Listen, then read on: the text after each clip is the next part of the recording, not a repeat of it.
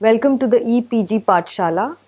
This paper is a part of the African and Caribbean prose and poetry. Our module today looks at Jamaica Kincaid's novel Annie John. We'll be looking at a background to the author, the plot summary of the novel, and some key themes within the novel, apart from the major characters in the novel itself. Module 1, Introduction to Jamaica Kincaid. Commonly identified as the most commercially successful female Caribbean writer, Jamaica Kincaid has received much critical acclaim as well. She has come to represent a new wave of post-colonial writing that simultaneously disavows the colonial legacy and engages with it. Her position, contrasting sharply with writers who attempt to recover their true post-colonial heritage, has allowed her to use the very instruments of colonial oppression, which are English literature and language, to undo the erasure of her identity as a non-white person. In this lesson, we will undertake a discussion of Kincaid's autobiographical novel Annie John. About the author, born Elaine Potter Richardson on May 25, 1949, in St. John, Antigua, Jamaica, Kincaid changed her name when she began writing professionally in New York. Kincaid was born into a humble home and never received support from her biological father. The only child of her mother and stepfather, for 9 years after her birth, Kincaid was deeply affected by the arrival of siblings when she was around 9. The loss of the bond with her mother has remained a significant theme of Kincaid's writing. Having attended school from a fairly young age, Kincaid's imaginative and literary talents were evident long before she left Antigua. A product of the British colonial educational system, Kincaid has used her experiences in Antigua as well as her exposure to European and American culture to develop a unique voice of post-colonial consciousness. Her personality for trouble led young Jamaica to get into trouble with teachers in school. Constantly rebuked for her troublemaking ways, she often sympathized with the negative characters in English literary texts, for example, the character of Lucifer in Paradise Lost. At 17, in spite of being a top student in her class, Kincaid was removed from school and sent to work as a nanny in America. Uprooted from the familiar land and home, Kincaid tried to rebuild her life on her own. She enrolled in evening classes, acquired her general equivalency diploma, and started taking photography classes. She won a scholarship to study at Franconia College in New Hampshire. In 1973, 2 years into the program, she dropped out and returned to New York to try her hand at writing. It is at this time that she changed her name so she could remain anonymous while her first articles and stories were published. She used the name Jamaica to identify herself with the region she came from. Kincaid was selected as a last name, she says, because it seemed to go well with Jamaica. Changing her name was also a way for her to attempt new things which her life would have not ordinarily permitted her to. Kincaid's first article, When I Was 17, was published by In June in 1973, and she became a regular writer for The Village Voice and In June. Her friendship with George W. S. Stroh, a columnist at The New Yorker, and legendary editor William Shawn quickly got her noticed in the field of writing, and she was soon offered a column at The New Yorker. Michael Arleen, the columnist in The New Yorker, for whom Kincaid had first come to America to work as a nanny, became her colleague at the magazine. At The New Yorker, Kincaid was often asked how she got the job. She attributes it to her being black, without a degree or any credentials. The magazine, however, found great merit in her writing and even serialized her novel Lucy before it was published. She was given a regular gardening column in the magazine, which she wrote till 1996 when she resigned over differences with the magazine's new editor. Kincaid's is professor of African and African American Studies at Harvard University. Her first book publication was a collection of short stories, At the Bottom of the River, published in 1983. Her novels are Annie John, published in 1985, Lucy, published in 1990, The Autobiography of My Mother, published in 1996, Mr. Potter, published in 2002, and See Now Then, published in 2013. Kincaid's fiction is mostly considered to be autobiographical, but Kincaid and her colleagues often warn against taking this influence too seriously.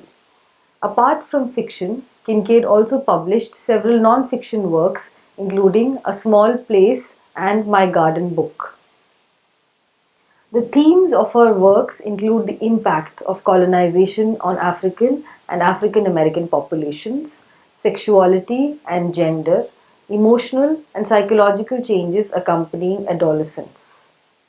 Writers like Derek Walcott and several literary critics, including Henry Louis Gates Jr. and Susan Sontag, have pointed to the merits of Kincaid's writing and its place in developing a post-colonial consciousness. She has been honored with several awards, including the Guggenheim Award for Fiction, awards from both the American Academy of Arts and Letters and the Arts and Sciences, amongst others. She has also been conferred with two honorary doctorates from Tufts University and Brandeis University. Kincaid continues to live in the United States and write fiction, popular newspaper articles, and teach at various academic institutions. Let us now move to the novel Annie John. Annie John was published in 1985. It was Kincaid's first piece of fiction and received much critical acclaim. It was considered a Bildungsroman, or a novel that depicts the maturing of a character from childhood into an adult. It traces the physical, psychological, and intellectual growth of the central character, Annie, in the novel. The novel chronicles the life of Annie, a little girl who lives on the island of Antigua with her mother and father. It traces the experiences of the child until the age of 17 when she leaves home. Like many Caribbean novels in this genre, Annie's movement away from her mother and society is similar to the movement of the region from colonialism to independence. Critics have argued that Annie's difficult and often confused relation with her mother is a reflection of the relation between Antigua and its imperial British rulers. It won the Centre for Fiction's Clifton Fadiman Medal in 2010 and was shortlisted for many prestigious literary awards, including the International Ritz Paris Hemingway Award. Let us look at a summary and a brief analysis of the novel now. Chapter 1 of the novel is titled Figures in the Distant. It opens with Annie's voice telling the reader about when she first became aware of death. The family was living in Fort Road, away from the townhouse in Dickinson Bay Street, because it was under repair. With very little to do in the isolated farm, Annie would mind the pigs and ducks and say the only thing she liked to eat were the hard-boiled duck eggs. The cemetery was visible from Annie's room. And in this house, for the first time, at the age of 10, her mother described to her what was being done there by the people she could see. Annie describes the people she saw at the cemetery as stick-like figures, some dressed in black, some in white, bobbing up and down in the distance. Having come to know about this phenomenon called death, the 10-year-old Annie's voice tells us about her fears of dead people who showed up and would follow you until you joined them. The smell of the wood and the varnish at the undertaker's shop in town, and the many ways in which people mourned their dead. She also became aware that children, like herself too, could die. The death of Nalda, whom Annie described as a girl smaller than I, a girl whose mother was was a friend of my mother's, evoked strong feelings of repulsion towards her mother. This was because she felt sickened at the thought of her mother's hands, which had stroked the dead girl, washed and dressed her, touched her. As typical of kids her age, Annie discussed her new fascination of death with friends at school and they would swap stories. Her attitude towards everything during that time was shaped by this newfound awareness of death. She even stopped talking to another girl whom she liked very much because her mother had died. Annie soon began to attend funerals out of a fascination for death. The church bells tolling for the dead would be her signal. She would make inquiries about who had died and make her way to their home or the funeral parlor to see for herself. As she describes it, she never felt anything because she did not know the person and went just out of curiosity. Annie finally got to see a dead person whom she had previously seen alive, a humpbacked girl who was her age.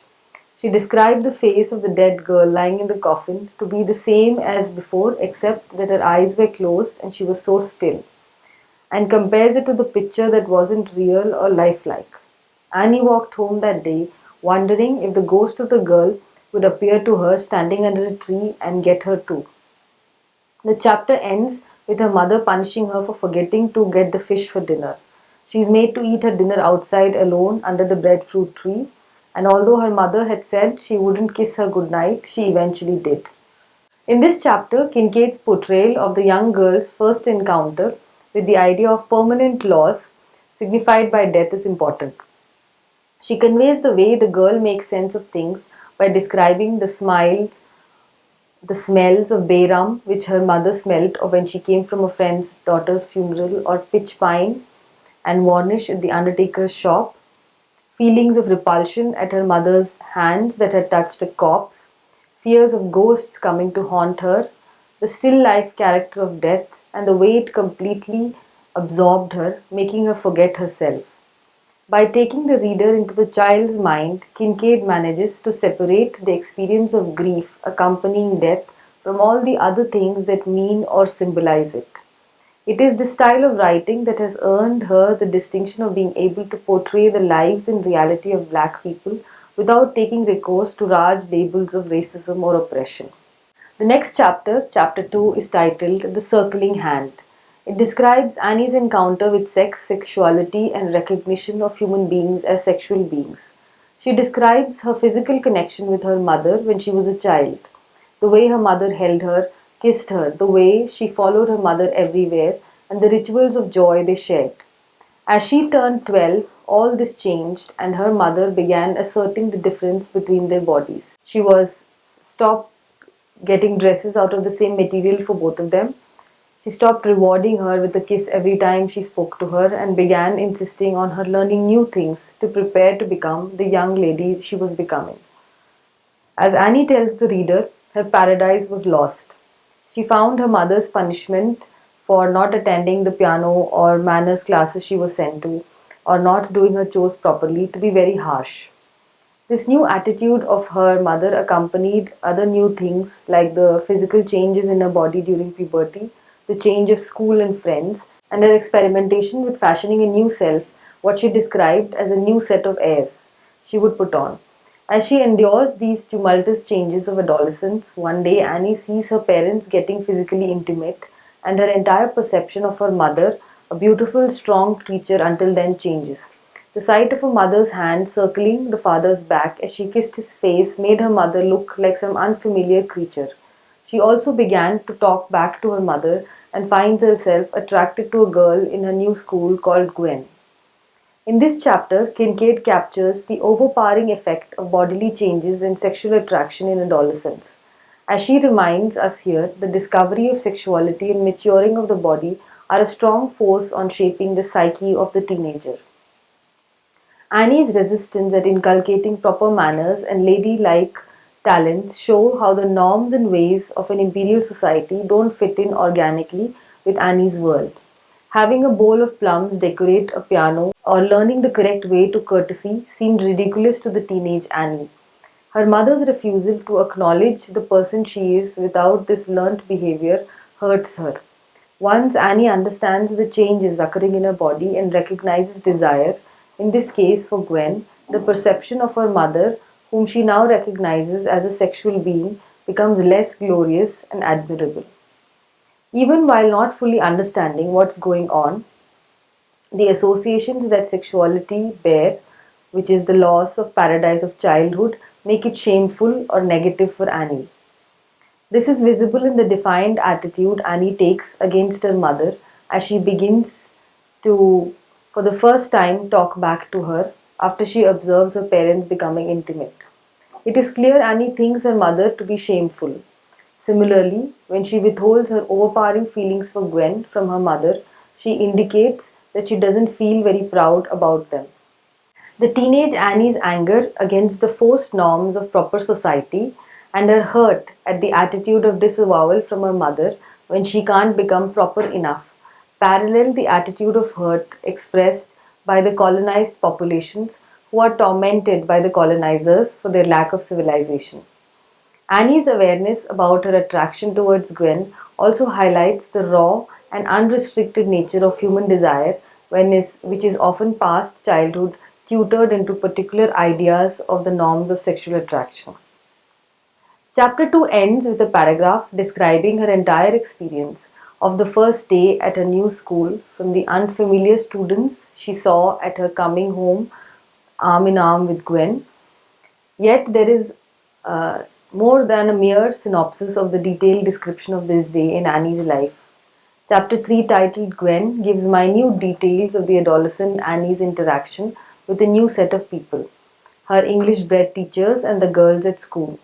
The chapter details Annie's impression about both the formal educational system of the British colonial establishment with its subjects, its disciplining structure, and the well trained English teachers, and the constant negotiation by students of the structure of education imposed on them.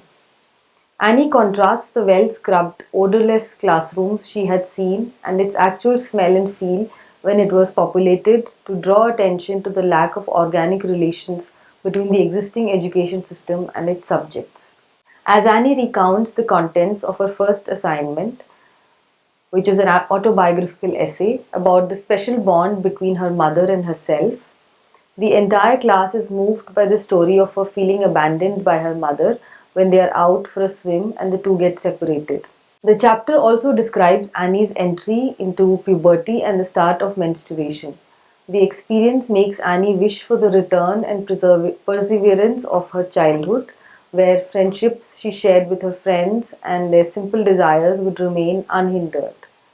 The colonial school and the church, however, come in the way of this, as is evident from the scene where Annie describes herself to be surrounded by her amazed girlfriends at schools while she described the experiences of menstruation. The scene where Annie is talking to her girlfriends in the schoolyard with the church and the school inside signifies the influence these institutions of colonial power had on shaping the experiences of girlhood. Chapter 4 is titled The Red Girl. It describes the rebellious nature of teenage Annie. She begins to court danger and things outlawed by her society, like being dirty, stealing, or telling lies. For Annie, all that is outside her world is represented by the red girl, who rarely washes, changes her clothes, combs her hair, or attends Sunday school. In addition, she plays with rough boys and climbs trees and does other things just like boys. Annie calls her the red girl because when she saw her for the first time, in Annie's imagination, she felt the girl was surrounded by flames. The description of Annie thinking of rescuing her and then having a wonderful time together occur twice in the chapter, indicating that the girl represents something that is dangerous like fire and that Annie felt drawn towards this unfamiliar and dangerous way of living. They become thick friends and do all sorts of forbidden activities like climbing the lighthouse or playing marbles. Annie's mother soon finds out about her marble playing and gives her a tough time about it. Thankfully for Annie, the red girl moves away and she has very few temptations to hide from her mother. Chapter 5 is titled Columbus in Chains. It takes a deep look at the repercussions of colonialism through Annie's experience at school, learning about the West Indies and its history. The child's voice turns on its head several important questions about the colonial encounter, like what role the British colonizers played in the Caribbean society, and posits simple and uncomplicated takes on the history of slavery. By focusing on Ruth, a rather dull girl in Annie's class who has come from England, Kincaid manages to overturn the assumptions about intelligence and civilizational superiority. She also provides an imaginative alternative to the colonial encounter when she describes a hypothetical situation where the roles, English colonizer and Caribbean colonized, are to be reversed. Annie feels confident that in the situation, the African people would have got to know the Europeans better and acknowledge their differences without trying to change them. In contrast, Annie would have us note the descendants of the slaves like herself were continually forced to acknowledge the superiority of the white people by learning their ways. The chapter describes a scene in Annie's new school where during a history lesson about the arrival of Columbus in the Caribbean island of Dominica, Annie comes across a picture of Christopher Columbus in chains being deported to Spain. The young Annie, who seems very unusually for her age, aware of the violence of colonialism, feels jubilant at seeing this triumphant conqueror of her people in chains. When she hears her mother talking gleefully about the debilitating condition of her grandfather back in Dominica, Annie instantly connects with the joy her mother feels at witnessing the fall of the tormentor. This aligning of patriarchy and colonial rule is one of the major themes of Kincaid's work. The forcible disciplining of young Annie and the punishments imposed on her due to her unwillingness to just submit to the version of history and propriety that they imposed on her all made Annie extremely resentful. Kincaid's description of the secret lives the girls lead outside the watchful eyes of their parents and teachers provides the reader with an idea of the repression the children of the British colonial educational system felt. Instead of the prayers, hymns, ladylike games, and activities taught to them, the children preferred to sing forbidden calypso songs, explore their bodies, and shout and dance in what was considered unladylike ways. This was, as Annie indicates to us, their natural selves, free and celebratory of life. Chapter 6 is titled Somewhere Belgium. It shows Annie struggling to obtain her own identity distinct from her mother. Her old world began to fall apart when she no longer found joy in things she used to like before and seemed to have an inexplicable desire to be different from her mother. Annie describes how she dreams of a desire to kill her mother. This indicates her desire to understand herself and see what it was that made her unique in herself. One of the literary characters Annie identifies with is Jane Eyre. Like Eyre, she sees herself moving away from the oppressive atmosphere of her existing life and living a life that would make sense to her. The authorial voice describing Annie's realization of herself as ugly and out of place indicates the torment the young girl felt as she tried to find somewhere to belong. The society that she lived in only looked at her as a subordinate creature. Like the games the boy Minu and she played as children, where Minu would act out all the roles and Annie would be given a small part, Annie could see that all the good parts to be played were taken by someone else. She could only stand and watch or play a very obscure role. When Annie takes a detour on her way from school and goes to the market street, she encounters Minu and his friends. As they had done in childhood, the boys ridicule and make fun of her. Her mother, who had seen her talking to them, feels she conducted herself improperly and expresses disappointment with her. Although Annie longed to make things okay again by explaining herself, she is unable to do so. She feels she is divided from her mother by a chasm. The only thing that makes her mother and herself behave normally towards each other is the presence of the father. The chapter ends with Annie asking her father to make her a trunk like the one her mother had. The trunk had a special place in Annie's childhood.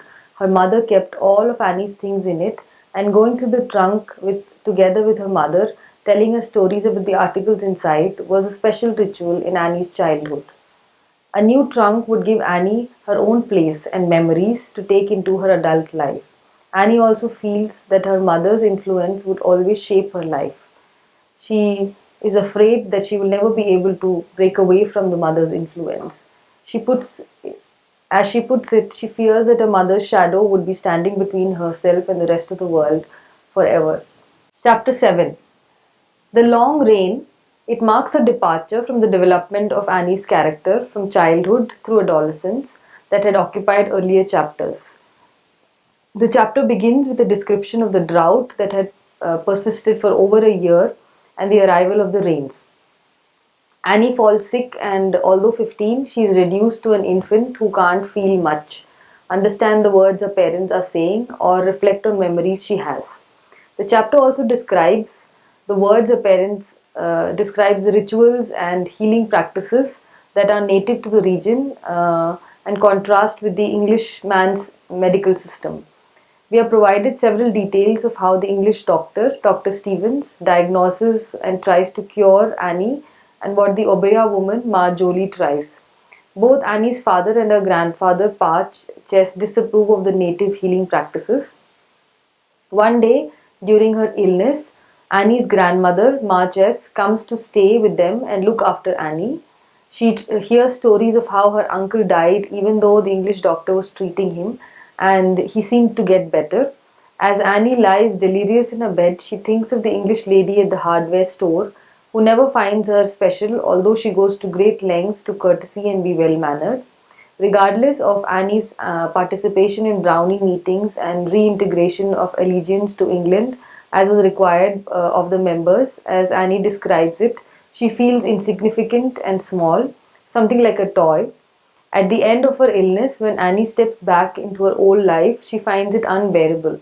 In her words, she realizes how much the whole world into which I had been born becomes an unbearable burden, and I wished I could reduce it to something small which I could hold underwater until it died. As Annie returns to school, she finds she has grown significantly taller. Her attitude towards everything was also one that she wasn't afraid of being different. Everything around her was marked by envy and discontent, and yet this makes her, Annie tells us, happy in the way she hadn't felt before. Chapter 8, A Walk in the Jetty, is a concluding chapter of the book. It describes Annie leaving the island of Antigua to go to England. In the chapter, Annie is 17 and considered her transition into adulthood complete. She begins to describe her identity and also to recognize where it separates from her parents. Although with the physiological changes in her body, Annie recognizes that she is capable of hypocrisy like her parents had been, just like they had told her that they would love her and always be near her when she was a child, all the while proposing and arranging separation after separation, including the proposal to send her to England. Annie, while appearing normal to her parents, vowed silently to never return to the island. As she prepared to depart, instead of longing for the familiar that one would hope from a young girl leaving home, Annie feels contempt for all the things that were familiar and that she was leaving behind. Her mother's friends who came to say goodbye appeared tiresome to Annie. The Obeah woman's handiwork to protect her belonging and her from evil spirits were things she never wanted to see again. The thought of the daily and familiar routine of her parents and neighbors evoked disgust, and she hoped she would never hear them again. Although she once considered Gwen the love of her life, now she felt cold and aloof as she said her goodbyes to Gwen. All the people on the island who had rebuked her for not being ladylike and doing things such as sewing properly, Annie wished to place on a dust heap of her life as she left the island. The novel ends with Annie passing the shops, banks, library, and church that were part of her life on the island on her way to the jetty. Once she boards the ship, she is overcome with feelings of both joy and sorrow. Having waved goodbye from the deck, Annie lies down in her cabin thinking about the movement of the ship, and we can guess that she's thinking about the life that awaits her. Let's move now to an analysis of the characterization in the novel. The main character in the novel is Annie. Annie is the centerpiece of the novel. The experiences of the life on the island of Antigua are presented in the novel solely through the eyes of Annie as a rebellious teenage girl. Her perception of the world she encounters acts as a filter for the reader. The description she provides sometimes appear contradictory, and the reader gets view into the complex mind of young Annie. For example, Annie provides a description of her mother as a glorious and beautiful creature with nice white teeth and a beautiful head. She loves this woman, but at other times she makes us believe that she doesn't like her. She likes eating breadfruit. She describes the same beautiful features as resembling one of a crocodile. There is one thing that Annie's character maintains throughout the novel, an intense feeling either of love or hate, sometimes both equally, towards anything she encounters around her. It is impossible for Annie to not feel strongly about everything. Even if she loses interest in one person or activity, she quickly substitutes it with another equally strong fixation. In the beginning of the novel, it was death, then her mother, then Gwen, then the Red Girl, and finally her own self. Annie's ability to master easily what was taught to her at school and home make it difficult for her parents and teachers to punish her severely for her many indiscretions. It is as if she is perfectly capable of being molded into any desired shape, but has an individual will that will not submit to anything completely. She represents the raw and free thinking native who has retained a consciousness that makes her continually aware of what is being done to her and how she's being changed. She is in sharp contrast to the colonial power's understanding of the native as without free will or intelligence. Having understood early on the role of the education system in subduing her natural self, Annie adopts a rebellious attitude to circumvent these efforts. She does forbidden things, keeps bad company, and refuses to choose her teachers and tutors as models for herself. In an environment where both her gender and her race make her doubly disadvantaged, Annie uses her fierce spirit and sharp intelligence to short circuit the powers that try to control her. She is representative of the native who resists the imposition of the colonizer's way of life on them, and even at the risk of unpopularity and punishment, holds on to their own sense of the world and who they are. Annie's character as a black adolescent growing up in the colonial period stands in for the confusion and hopelessness of the colonial subject. Mrs. John is Annie's mother. She's also a significant character in the book. She is also named Annie. The reader is never able to get a complete picture of the woman as it is always presented through Annie's impressions of her mother. And this changes from time to time depending on what Annie is going through. We can gather that Mrs. John comes from the island of Dominica and left home due to the differences with her father, Pa Chess. Annie describes how her mother felt happy on receiving news of her father's ill health. This tells us that Mrs. John had a difficult time at home. She had Annie with another man before marrying Annie's stepfather, Alexander. She longs to make Annie a proper lady and is proud of her daughter's achievements at school. However, Annie's rebellious attitude make her upset. While Annie's stepfather appears to be a modern man who enjoyed playing cricket and prefers English doctors, Mrs. John takes recourse to the native wisdom of the Obaya woman, as she has learnt this from her own mother. The elaborate bath rituals, protective ceremonies, and medicines she learns from Ma Jolie, the Obaya woman, contrast sharply with her efforts to get Annie to learn the piano, become a well mannered lady, and follow the prescriptions of the church. This indicates that Mrs. John is really not very proud of who she is and what her own heritage is. She holds the English ways superior to her own and wishes her daughter learn these properly instead of her own ways. Her decision to send Annie away to England and her hope that Annie would marry someone there all reiterate this. This also seems true in the area of sexuality, where Mrs. John ran away from home to marry Annie's father and married a second time. She cannot bear the thought of Annie playing with the boys or being ladylike and not keeping away from them. And so she's always trying to make Annie become more English and proper. The other character in the novel, who is also an adolescent girl like Annie, is Gwen. Gwen is Annie's best friend in her teenage years. She's a striking contrast to Annie. She doesn't share the intensity of feeling and emotion as Annie. She doesn't feel the need to escape her circumstances. She follows the natural trajectory of a girl growing up by talking about boys or taking care of her appearance. Towards the end of the novel, as Annie leaves Antigua for England and a better life, we see Gwen reconciling to whatever was available to her and planning to settle down with a boy she knew from long ago. As Annie puts it, Gwen lacks the courage and conviction that drives Annie. This is perhaps the only difference between them because, in terms of circumstances and upbringing, they are pretty similar. The red girl represents another kind of difference from Annie's identity. She is raw, untamed, and cannot be easily controlled. If Gwen is the model of the colonial education system working successfully, the red girl represents the raw, uncivilized native. Annie was neither a completely Europeanized individual nor someone who wanted to go back to a pristine and untamed idea of self. Annie finds the red girl enigmatic, but only till her mother finds out about her activities. Once the real possibility of her mother not thinking well of her is in front of her, Annie is glad that she has a way out of the company of the red girl and she can go back to Gwen. Through the characters of the Red Girl, Kincaid presents to us an alternative to the colonial education system and its products. As is characteristic of Kincaid's writing, there is no glorification of this alternative. It is presented with attention to its own problems and failings. Let's move now to an analysis of the themes in the novel. The first important theme in the novel is the impact of colonization. Kincaid's writing is an important part of the new wave of post-colonial fiction. Annie John deals quite centrally with the effect of colonization on the island of Antigua. In a sense, the adolescent Annie represents the confusion, loss, and hopelessness of the post-colonial subject. She cannot belong truly to a society structured and serviced by the English born or those trained by them.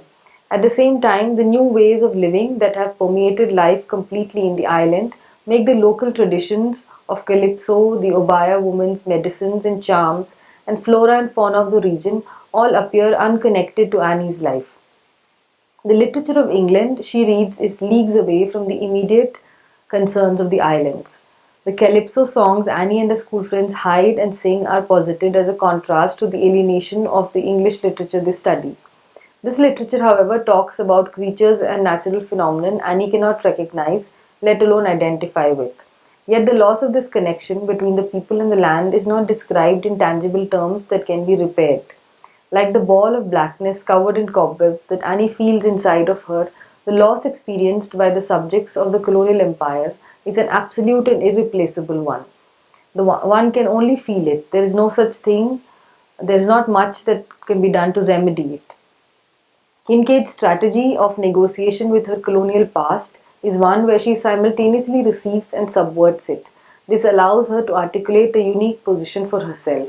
This is really clear in the references to English literary texts in Annie John itself. Young Annie reads the literature of England meant to tutor the mind to become more English, but turns the aims of the canon upside down when she identifies with the vanquished characters like Lucifer in Milton's Paradise Lost. Instead of accepting the history of colonization as a saving grace for her island nation, Annie finds great joy in knowledge about the miserable state of Columbus when he was sent back from the island. Towards the end of her schooling, Annie's demeanor, her accent, her emotions all bear testimony to the subversion of the received systems of language and proper social conduct. Annie's description of the attitude of white teachers towards her stands in for the colonial subject's state of affairs. Irrespective of the subject's respect of the colonial institutions, ability to master the knowledge systems imposed on him or her, or desire to please, he or she always remains invisible and finds no favor from the ruling powers. Mrs. Dulcie, who leads her brownie group to a perfect analogy of the situation, irrespective of how well Annie performs, Mrs. Dulcie's behavior would be as if they weren't at all, that is, they were invisible. The section detailing Annie's reflection on Ruth, a girl from England in her class, also provides an imaginative alternative to the story of colonization. Annie feels that the abolition of slavery, white people like Ruth have to live with the constant knowledge of the violence they were part of. In a country far away from home, where the past sins of their successors loomed large, Annie feels it is difficult for Ruth to go about the business with as much ease as Annie. It is rare to see the post-colonial question approached from the side of colonial powers. Yet, as Annie reminds us, the shame of the colonizer is as real as the pain of the colonized. The only escape for the people like Annie is to escape their fate is to leave the island. Another important theme in the novel is sexuality. The novel's focus on the transition of Annie from childhood through puberty into adolescence brings to light several aspects of the character's sexual development. By juxtaposing descriptions of the physiological changes accompanying puberty and Annie's body with the recognition of desire and the replacing of old emotional attachment with new ones, Kincaid is able to present the theme of sexual desire in a broad and complete way. Annie's childhood is marked with a deep and primal connection with her mother's body. Symbolically, this is represented by the two getting clothes stitched from the same cloth, Annie looking like a small version of her mother. As a child, Annie follows her mother everywhere and is kissed and petted a great deal. Annie recounts the shared joy of going through her mother's trunk, a ritual only the two of them shared, unknown to the whole world. They would often go for swims with Annie lying on her mother's back as she swam. The description of this scene reminds us of the connection Annie had with her mother as she occupied the fluid filled womb. With her entry into teenage, her mother begins to draw the line to make Annie realize the separateness of their selves. For Annie, the loss of warmth and comfort that accompany this feels violent and fills her with a sense of loss. Annie's realization of her mother as a sexual being goes hand in hand with the recognition of desire within herself. This marks the separation of the two into separate individuals. She began to substitute her deep attachment for mother, and which is no longer appreciated like before, with a desire for new friends like Gwen and the Red Girl. She considers danger associated with these new friendships to be the payback for the loss of her maternal love. Yet another theme in the novel is the theme of gender. Annie John also serves as a commentary on gender relations among the island's population through the characters of Annie's parents, Annie and Alexander, her grandparents, Ma and Pa Chess, the woman Catherine, who is the wife of the two fishermen, and Annie's own relation with boys her age. The novel depicts the imbalance between male and female privileges in Caribbean society. Annie's father has had several children from other women, and these women, while behaving properly in his presence, heap abuses on Annie's mother in the market. He's 30 years older than her mother, and although he is depicted as a gentle and caring husband, it is unclear what he really thinks of his wife. Like Parches, Annie's father too controls the choices his wife makes, but we infer that he is a lot less draconian than the old tyrant. Annie feels dismal and weak when the boys make fun of her. Her perception of Gwen as weak because of her decision to marry and settle indicates to us that in Annie's eyes, life is unfavorable to the woman without an independence and ambition. Having looked at an introduction to Jamaica Kincaid, the plot summary of Annie John, and some of the key themes in the novel, let us now move to conclude this module. Annie John is said to be an autobiographical novel in nature. Kincaid's description of her childhood in interviews provides us with plenty of reference points for comparison, and Kincaid has often conceded that her mother was an inspiration for the novel. However, Kincaid and several of her colleagues have also at the same time warned us from taking this comparison too seriously. The fictional quality of the novel is significant for her role in shifting the discourse and discussion about colonialism. Kincaid seeks to move away from the overarching theories about racism and colonialism and bring the texture of life in the Caribbean into focus. The novel is interspersed with details of types of fish that Annie's family eats, the landscape that Annie explores around her home, and the rituals of the natives. These are the very elements of the texture of Caribbean life that Kincaid hopes to foreground in her novel. These minute descriptions offer a counterpoint to the indoctrination about England and the English ways of life that are suffocating for Annie. By introducing the world to the way her people live, laugh, cry, and die, Kincaid succeeds at making them more humane and dignified. So, we have examined in detail the novel Annie John. We have looked at some of the key references to colonialism, gender, the development of an adolescent woman, and examined the texture of life of the Caribbean. For more details, please refer to the e text. Thank you.